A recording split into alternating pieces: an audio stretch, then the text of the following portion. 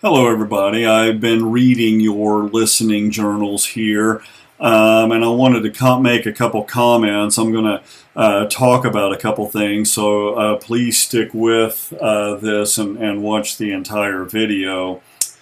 Um, we're about halfway through the semester at this point, and we've done a few writing assignments, and you guys have seen some of the things that I'm expecting. And I understand that not everybody has a background in music, and that's fine, but you are taking a college level music course.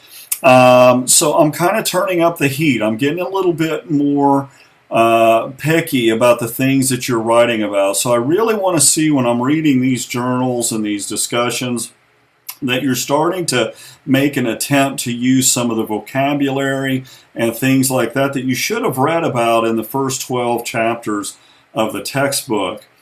Another thing that is absolutely imperative that you do is that you read the assigned readings in the textbook, because I'm going to be looking for evidence that you've read these when you talk about the pieces of music in your listening journals. And I'll give you an example of that. Like, a lot of people have been writing about the Mozart Symphony Number 40. Now, there was a chapter in the book, I don't remember off the top of my head which chapter it is, but there was a chapter in the book that you were assigned to read, which honestly, any chapter, if it's in Canvas, if you do a listening quiz on it, you're supposed to read that. You're going to pretty much read the entire book during the course of the semester. But this chapter on Mozart and Eine kleine Nacht music in the textbook, or a little night music, is talking about sonata allegro form. Very important that you read that, because you can't really talk about music of the classical period and beyond unless you have an understanding of the different components of sonata allegro form.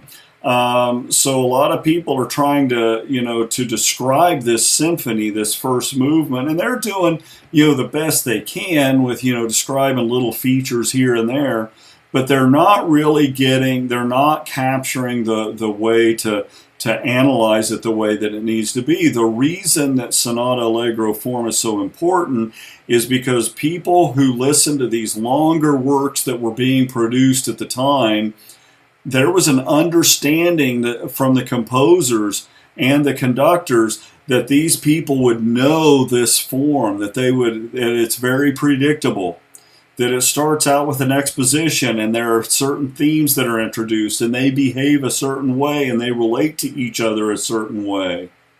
And then you move from that exposition to, the exposition is going to repeat itself. And I'm not giving you all the information because I do want you to go back and read the chapter. But you've got the exposition and it repeats. And then you've got a development section in the middle. And it does its own thing. And what happens in the development, I will tell you this.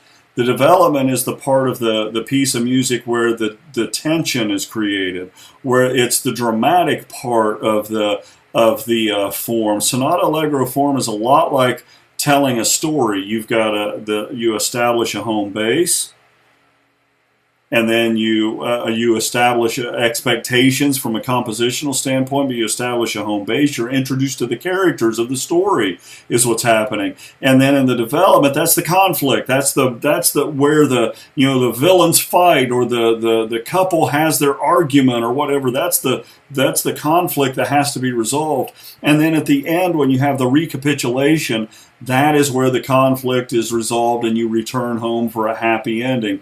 And it's really important that you understand the different components of this so that you can follow these pieces and they make sense to you. And it's going to make it a lot more it's going to make it a lot more accessible for you to be able to describe what you're hearing in a meaningful way.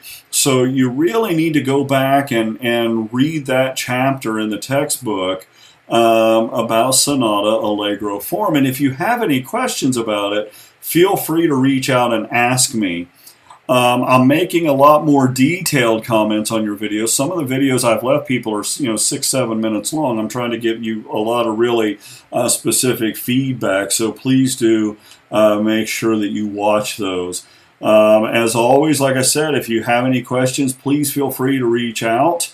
Make sure that you're reading your assignments. Again, I'm trying to step up your game a little bit and get you to write more technical and get more proficient at using musical terminology and describing the things that you hear. I hope you're having a good week, and I'll look forward to seeing all of your work after spring break.